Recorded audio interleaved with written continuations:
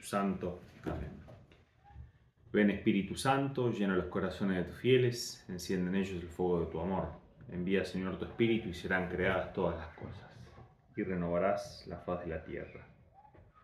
Oh Dios, que has iluminado los corazones de tus fieles con la gracia del Espíritu Santo, danos el gustar de todo lo bueno y recto y gozar por siempre de tu celestial consuelo. Por Cristo nuestro Señor. Amén. San Ignacio de Loyola, ruega por nosotros. En el nombre del Padre, y del Hijo, y del Espíritu Santo. Amén. Meditamos ahora el llamamiento de los apóstoles, cómo los apóstoles fueron llamados por nuestro Señor Jesucristo, invitados por nuestro Señor Jesucristo. Lo encontramos en el número 275, si lo quieren meditar directamente del libro de los ejercicios, del llamamiento de los apóstoles. Comenzamos como siempre con la oración preparatoria, el número 46, para que todas mis intenciones, acciones y operaciones sean puramente ordenadas en servicio y alabanza de su divina majestad. Pedimos esta gracia a Dios. La historia que vamos a ver es la historia de los primeros discípulos: Andrés, Juan, Simón Pedro, Felipe y Natanael o Bartolomé, San Bartolomé. ¿No? Cómo es Cristo que los invita a seguirlo, y cuál es la respuesta también de los apóstoles. La composición del lugar es aquí, cerca del lago de Galilea, que es tan grande que a veces los evangelios lo llaman Mar de Galilea, o lago de Genesaret, o Mar de Genesaret. Es siempre ahí el lago de Galilea. De aquí por eso la profesión de los apóstoles, ¿no? Que la mayoría eran pescadores.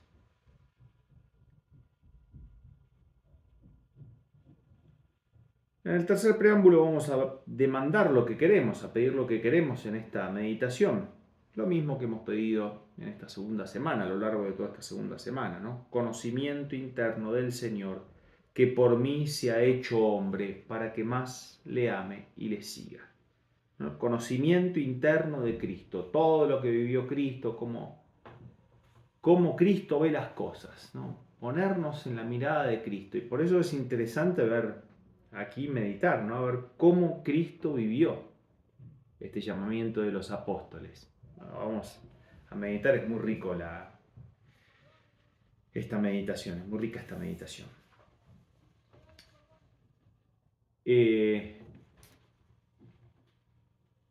Tomamos esto del número 275.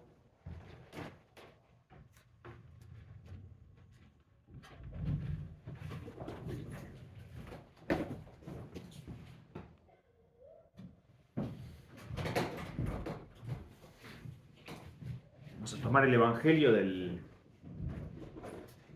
Juan, capítulo 1, versículo 35.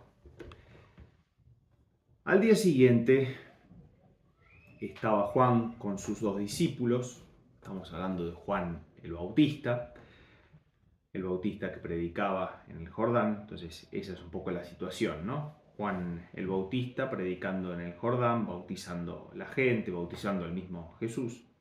Al día siguiente estaba Juan con dos de sus discípulos, y fijándose en Jesús que pasaba, dice: Este es el Cordero de Dios. Los dos discípulos oyeron sus palabras y siguieron a Jesús. Jesús se volvió y al ver que los seguían les pregunta: ¿qué buscáis? Ellos le contestaron: Rabí, que significa maestro, ¿dónde vives? Él les dijo: venid y veréis. Entonces fueron, vieron dónde vivía y se quedaron con él aquel día. Era como la hora 10. Andrés, hermano de Simón Pedro, era uno de los dos que oyeron a Juan y siguieron a Jesús. Encuentra primero a su hermano Simón y le dice: hemos encontrado al Mesías, que significa Cristo, y lo llevó a Jesús. Jesús se le quedó mirando y le dijo: Tú eres Simón, el hijo de Juan. Tú te llamarás Cefas, que se traduce Pedro.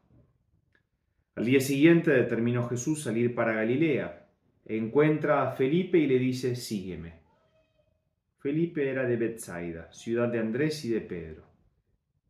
Felipe encuentra a Natanael y le dice: Aquel de quien escribieron Moisés en la ley y los profetas, lo hemos encontrado, Jesús, hijo de José, de Nazaret. Natanael le replicó: ¿De Nazaret puede salir algo bueno? Y dijo él, ¿Y Felipe, de Nazaret puede salir algo bueno? Felipe le contestó: Ven y verás. Vio Jesús que se acercaba a Natanael y dijo de él: Ahí tenéis a un israelita de verdad en quien no hay engaño. Natanael le contesta: ¿De qué me conoces?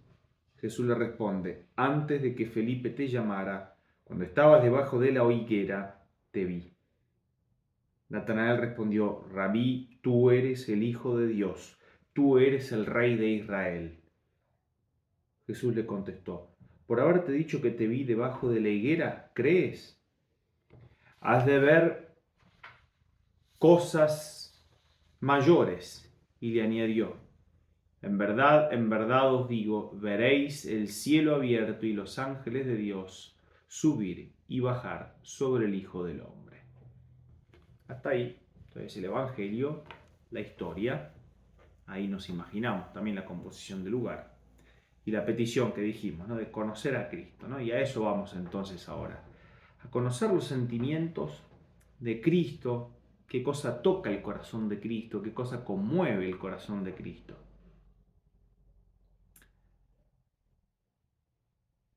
Primer punto, la llamada de Andrés, de Simón Pedro y de Juan.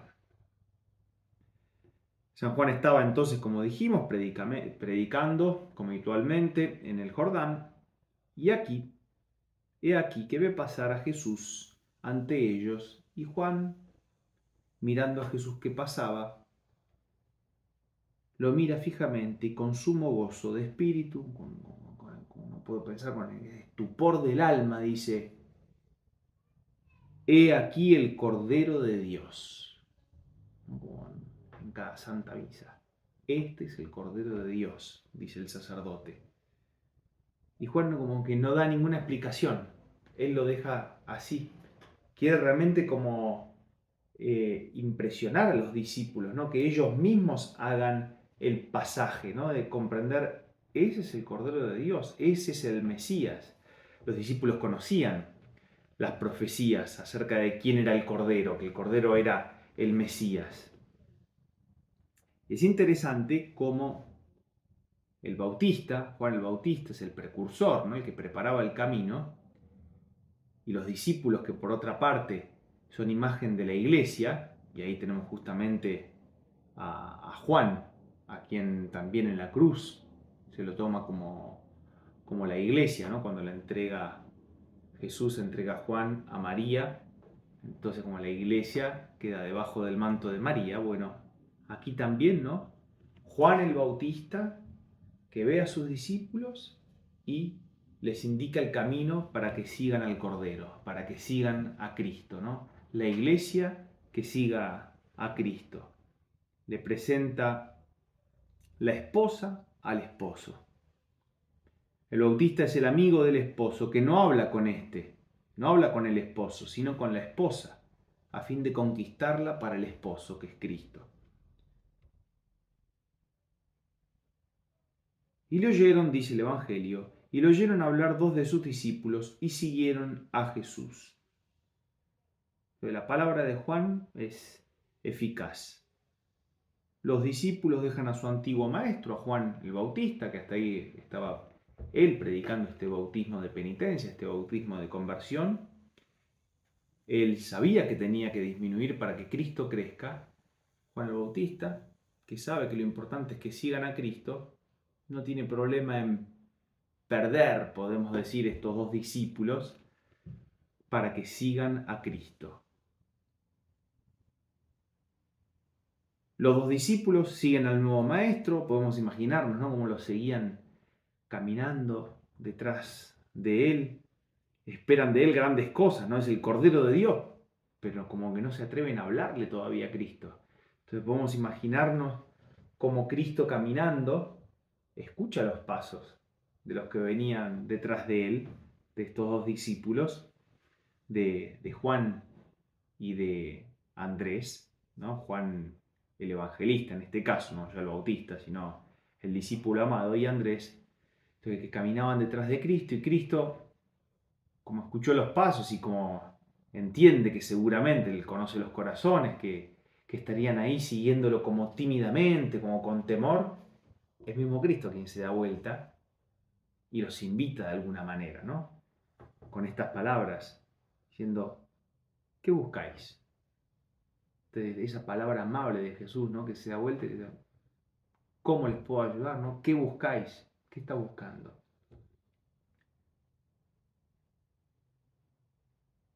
Cristo lo que quería hacer es quitarles todo temor, ¿no? Venían con temor. Entonces, que no marchen detrás de él, sino que marchen con él. Querían ellos ponerse bajo el magisterio de Jesús y tratar con él con frecuencia, pero era claro, ya era la tarde y temían serle molestos a Cristo. Por eso leemos que ellos le dijeron, Rabí, ¿en dónde moras? ¿Dónde es tu habitación? ¿Dónde tienes tu habitación? ¿Dónde duermes? Jesús, gozoso de ver las ganas que tenían, ¿no?, las ansias que tenían estos discípulos de conocer de la vida de Cristo, les invita amablemente a que lo acompañen y les dijo, venid y ved. ¿No? Qué hermosa palabra, ¿no? Cristo no tiene grandes discursos, digo, venid y ved. Ved cómo vivo. Ved lo que como, lo que hago, donde duermo, conoced mi vida. Venid. Es verdad que el Evangelio no dice cuál era la habitación de Jesús. Nos podemos imaginar que no estaría lejos, que le acompañaron y le fueron huéspedes de aquella noche, huéspedes de Jesús. Ellos fueron y vieron dónde moraba y se quedaron con él aquel día, pasándolo en un trato íntimo con Jesús, ¿no?, y empezando a conocer la buena nueva, ¿no?, el Evangelio, que es lo que el Mesías viene a anunciar.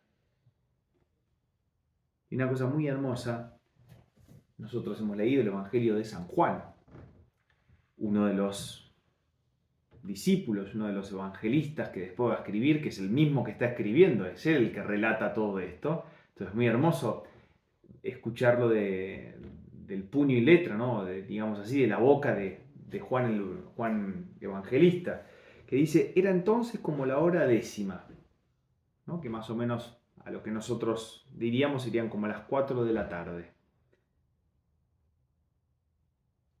Y es hermoso encontrar esta descripción del evangelista, ¿no?, de San Juan Evangelista, quien escribe ya el Evangelio. San Juan Evangelista lo escribió ya terminando su vida, ya cuando era ya anciano. Es uno de los pocos discípulos que no fue mártir, uno de los pocos apóstoles que no fue mártir, y ya al final de su vida se acuerda de este detalle, se acuerda de que fue como a las 4 de la tarde, que como todo ese contacto con Cristo, ese día a las 4 de la tarde, su vida cambió.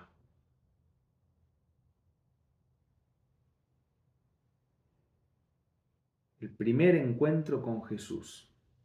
Entonces, las impresiones, ¿no?, cómo Cristo imprimió ahí su alma. De aquel momento empezó a ser discípulo de Cristo. Y podemos imaginarnos también, ¿no?, cómo fue esta conversación también. Por supuesto, hago un paréntesis. Yo voy hablando de los distintos temas, pero luego cada uno de ustedes se queda en la parte más que puedan sacar más provecho. Y ahí meditan, y se quedan meditando. Si hay algo que les llamó la atención, que Cristo les tocó el alma, que el Espíritu Santo les movió, se quedan meditando en eso. Simplemente estos puntos son para dar material, por si algo les sirve, para hablar con Cristo, adelante. Pero no hace falta que evidentemente sigan todo esto, que mediten absolutamente todo, digo, para dar libertad. Y cierro el paréntesis. Entonces vemos una de las cosas que vemos en esta conversación que tiene Cristo, cómo los corazones de los apóstoles quedan convencidísimos de lo que Cristo les enseñó. Y ellos convencidos de que Él es Dios, de que Cristo es Dios. Ambos sacaron la convicción de que habían ya hallado al Mesías. Los dos estaban seguros de que era el Mesías.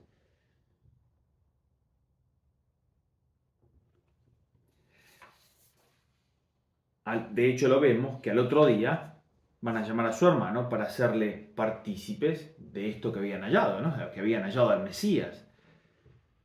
Entonces así lo hizo Andrés con Simón Pedro y así lo hizo Juan con Santiago, su hermano. Los dos convencidos de que habían hallado a Dios, de que habían hallado al Mesías, van a anunciarlo a las personas que ellos amaban, a sus amigos, a sus hermanos.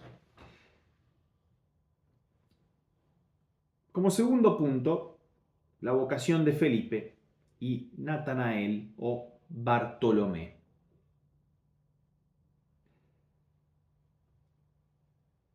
Dios usa diferentes maneras de llamar a sus apóstoles, a sus discípulos, a sus amigos. Tiene muchas maneras de llamar a todos los hombres, a cada uno de nosotros. A unos, por ejemplo, es Juan el Bautista, que les dice, este es el Cordero de Dios, como lo acabamos de ver con Andrés y con Juan. Otros son presentados por los mismos discípulos, como Pedro. Andrés, que llama a Simón Pedro, y le presenta, lo lleva a Cristo. Otros le llama directamente el Maestro, como San Mateo, ¿no? Lo vemos en el escritorio de los impuestos, ¿no? Estaba ahí en la banca de impuestos, donde él cobraba, y ahí lo llama y lo sigue. Natanael, como veremos ahora, es Cristo que lo llama directamente, le dicen, se presenta a Cristo y automáticamente entiende que es el Mesías. Dios usa los medios que quiere, porque es Dios y hace lo que quiere, lo puede hacer, en el sentido más positivo de la palabra, ¿no? Dios tiene todo el poder y la libertad para hacerlo. Hallábase Jesús aún en la Judea, el día siguiente, el cuarto después de la embajada a Juan, quiso ir a Galilea y halló a Felipe, leemos en el Evangelio. Le halló porque quiso hallarle. Ya antes de hablarle, le había traído por el corazón con su gracia. Entonces, Cristo se encuentra con Felipe, dice el Evangelio, como fortuitamente, pero como que Cristo ya había preparado ese encuentro. Y Jesús le dijo, sígueme. Y el evangelista no dice nada más. San Juan no dice nada más. Ahí se quedó. Sígueme. O sea, vemos que lo que hizo Felipe lo siguió.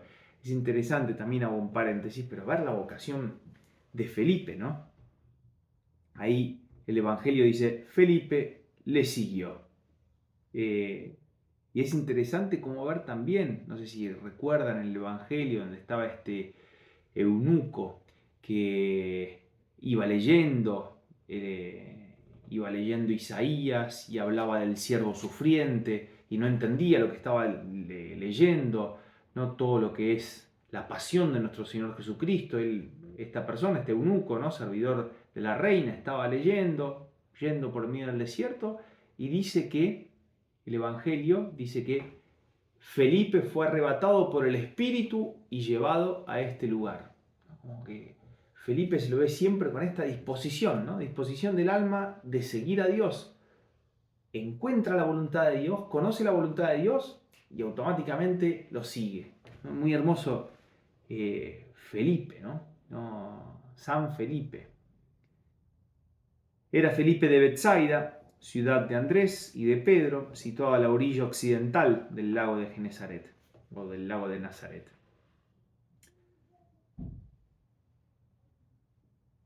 De aquí salieron 3 miembros del colegio apostólico, por eso estos 3 que vemos. Fruto de la conversión de Felipe al discipulado de Jesús es la vocación de Natanael, por otra parte. Pero vemos la vocación de Felipe. Jesús la llama, le dice, sígueme. Felipe lo siguió, todo así como vemos siempre con esa simplicidad de San Felipe. Y después es Felipe que va, San Felipe que va y le dice a Natanael, a San Bartolomé, su amigo, y le dice con la emoción de un israelita, ¿no?, convencido de lo que venía, de lo que acababa de conocer, dice, hemos hallado a aquel de quien escribió Moisés en la ley y los profetas, a Jesús, el hijo de José, el de Nazaret. Natanael le replicó, ¿de Nazaret puede salir algo bueno? No. Felipe le contestó, ven y verás. Una simplicidad, ¿no? Qué hermoso. Nazaret, recordemos que era un pueblo muy desprestigiado, ¿no? Un pueblo muy pequeño, olvidado, pobre. Entonces, ¿de Nazaret puede salir algo bueno? Vio Jesús que se acercaba a Natanael y le dijo, y dijo de él, ¿no? Jesús dice de Natanael, ahí tenéis a un israelita de verdad, en quien no hay engaño. El verdadero israelita es el hombre sincero, ¿no?, recto, como lo fue Jacob, a quien el ángel apellidó Israel, ¿no? Y sus descendientes deben ser como el antiguo patriarca. Entonces, es hermoso lo que le dice nuestro Señor Jesucristo, ¿no? Un verdadero israelita. Profundamente sorprendido Natanael de que le conozca a fondo, no negando también que tiene razón, ¿no? Que él siempre buscaba de ser recto. Le dijo al Señor, ¿de dónde me conoces? ¿No? Como le estaba diciendo una cosa verdadera, ¿no? Como Jesucristo le había encontrado algo, había dicho algo, había hecho una descripción de Natanael que es verdadera. ¿De dónde me conoces? Respondió Jesús, declarándole 2 hechos pasados y ocultos. Y le dijo, antes que Felipe te llamara, cuando estabas debajo de la higuera, te vi. Como si le dijera a Cristo, ¿no? Estando tú lejos de mí. Antes que viniera Felipe a ti, y mientras estabas debajo de la higuera, yo, que estoy presente en todas partes, te vi. Entonces, todos los exégetas, los intérpretes, los estudiosos de la Sagrada Escritura coinciden en que nuestro Señor Jesucristo había revelado algo, algún hecho importante de la vida interior de Natanael, cuando estaba justamente debajo de la higuera. Pasmado entonces de aquel conocimiento, de aquella ciencia que supera la de cualquier hombre, Natanael respondió, Maestro, tú eres el Hijo de Dios, tú eres el Rey de Israel. Entonces, todos los prejuicios que tenía, que puede ser algo bueno de Nazaret o no, hombre recto, Natanael ve una verdad y la sigue. Ve que realmente Cristo era Hijo de Dios y lo sigue. Tú eres el Rey de Israel. Como si dijera Felipe, como si dijera Natanael, tenía razón Felipe que me trajo a ti, porque en verdad eres el Mesías, Hijo de Dios, unido a Dios, Rey de Israel. Aquí tenemos 2 puntos entonces para meditar. Yo voy a agregar algunas cosas para, si quieren ustedes tener más material, algunas cosas también para meditar, para conversar con Cristo en el coloquio, para rezar. En la vocación de los apóstoles, sobre todo ahora de estos primeros apóstoles que estamos meditando, tenemos que admirar la prontitud y la fidelidad con que responden los apóstoles a la gracia de Dios, ¿no? A las insinuaciones de la gracia de Dios, como que Dios empieza a llamar y los apóstoles lo siguen con fidelidad y rapidez, prontitud a Cristo. Cualquiera que sea el procedimiento que Dios usó, ellos siguen, ¿no? Y vemos lo distinto, ¿no? de las llamadas, pero vemos lo que lo une a todas las llamadas. Siguen la voluntad de Dios, reconocen la voluntad de Dios y lo siguen. Y así fueron los comienzos de la iglesia. Otra cosa que podemos también ver es esto que habíamos ya algo meditado, ¿no? Que San Juan, que ha podido ya en su vejez apreciar la grandiosidad de la obra de Jesús, ¿no? Como ese pequeño grano de mostaza, esa llamada esa invitación que le dijo, venid y veréis, ¿no? Juan el Evangelista que recibe esa invitación del mismo Cristo. Un episodio de la vida de Juan el Bautista, pero cómo cambió su vida, ¿no? Ese grano de mostaza que había crecido de modo maravilloso. Fue el momento de comenzar la verdadera vida de su espíritu. Entonces ese llamamiento que Dios le hace, cómo cambió toda la vida del apóstol San Juan. Nosotros también por eso meditar, ¿no? ¿Cuántas veces Dios nos llamó? ¿Cuántas veces Dios nos invitó para hacer un retiro, para hacer una visita al Santísimo Sacramento, para hacer una obra de caridad? Y probablemente Dios tenía destinado cambiarnos la vida a nosotros. Pero a veces no hemos respondido como respondió Juan el Bautista, como respondió, Juan el discípulo amado, ¿no? El evangelista. 100 procedimientos, 100 llamadas amorosas ha hecho el Señor, ¿no? Llamándonos de una manera, de otra, para que le siguiéramos, ¿no? Ya sea dejando el pecado, para hacer un acto de generosidad, para vivir mejor la santidad, llamándonos a hacer un apostolado particular, y nosotros, que quizás no hemos sido dóciles, y que luego no encontramos la paz. Decimos, ¿por qué no encontramos la paz? Y muchas veces continuamos en la tibieza. ¿Y por qué? Y porque no hemos tenido esta prontitud que han tenido los primeros apóstoles, ¿no? Dice el Evangelio, y vieron en dónde moraba, y se quedaron con él aquel día. Todo el día se la pasaron luego con Cristo.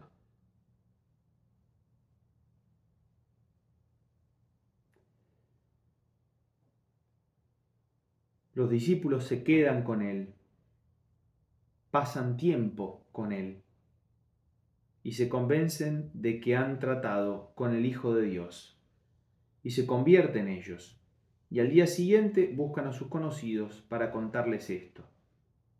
Por eso nosotros sabemos que así como los discípulos fueron y pasaron tiempo con Cristo, nosotros también lo encontramos a Cristo. En el sagrario, en la iglesia, habita también en nosotros por la inhabitación trinitaria. Entonces sabemos dónde encontrarlo. Y muchas veces Cristo nos dice, venid y veréis. O sea, solo eso. Tenemos la palabra de Dios, que vemos cuántas cosas de la vida de Cristo podemos aprender. ¿No? Abrid y veréis, nos puede decir, ¿no? Abrid el Evangelio y encontraréis quién soy yo. Si lo seguimos, nos convertiremos en apóstoles suyos, diciéndoles a nuestros hermanos luego, ven y lo verás. Podemos, si queremos, también contemplar la mirada de Jesús a Pedro. Jesús le miró a Pedro y le dijo, tú serás llamado Cefas. Entonces, la mirada amorosa, ¿no? De Jesús, la mirada eficaz de Jesús. Terminar con los 3 coloquios, como habíamos dicho en la meditación precedente, ¿no? El número 147. Un coloquio a Nuestra Señora para que me alcance de su Hijo y Señor, para que yo lo pueda seguir. En suma pobreza espiritual, en pobreza actual, en pasar oprobios, injurias, por más imitarlo. También pedir, y con esto rezar un Ave María. Luego pedir al mismo Jesucristo esta gracia, rezando un alma de Cristo. Y también pedir directamente a Dios Padre que me conceda esta gracia. Quería terminar haciendo una reflexión con el encuentro, ¿no? Que tiene, que es el conocimiento interno de Cristo que tanto estamos buscando en esta segunda semana. Ese conocimiento interno es un poco como lo describe, después, para que no sea tan largo, lo podéis encontrar ustedes mismos, ¿no? En el libro del Principito el Principito de Saint-Exupéry, hay un ejemplo muy hermoso de qué es un poco la amistad, ¿no? Cuando le dice el Principito al zorro, le dice, ¿qué significa domesticar? ¿Qué significa domesticar? ¿No? Y le repite la pregunta. Y el zorro le responde, domesticar significa crear lazos, crear lazos. Y empieza a decir, tú por ahora no eres más que un niño como tantos otros niños. Pero si vienes y pierdes tiempo conmigo, le dice, si pasas tiempo conmigo, es hermoso, ¿no? Dice, si pasas tiempo conmigo, primero estarás lejos, yo estaré lejos de ti, nos miraremos, luego tú te irás, al otro día te acercarás un poco más, y al otro día un poco más, pero tienes que pasar tiempo, le dice. Y el zorro se queja y dice, los hombres no tienen amigos porque no tienen tiempo. Eso es también que a nosotros nos debe golpear. ¿Tenemos tiempo para pasar con Cristo? ¿Cómo son nuestros lazos con Cristo? Evidentemente, si yo con Cristo lo conozco, si con Cristo comparto mi jornada, Él está presente y soy consciente de su presencia, por supuesto que crearemos lazos con Cristo y tendremos a un amigo, ¿no? A Cristo. Pero si no creamos lazos, no lograremos este conocimiento interno y Dios será para nosotros, Cristo será para nosotros, sí, podríamos tener un conocimiento teórico, pero no un conocimiento real de lo que es Cristo amigo, ¿no? Cristo hermano, Cristo papá, Cristo, el conocimiento de Dios Padre que Él nos vino a revelar. Por eso terminemos, terminemos esta meditación con este coloquio, ¿no? Pidiendo de tener este conocimiento interno de Cristo para más amar y seguir a este amigo que ha dado la vida por nosotros. Gloria al Padre, y al Hijo, y al Espíritu Santo, como era en el principio, ahora y siempre, por los siglos de los siglos. Amén. En el nombre del Padre, y del Hijo, y del Espíritu Santo.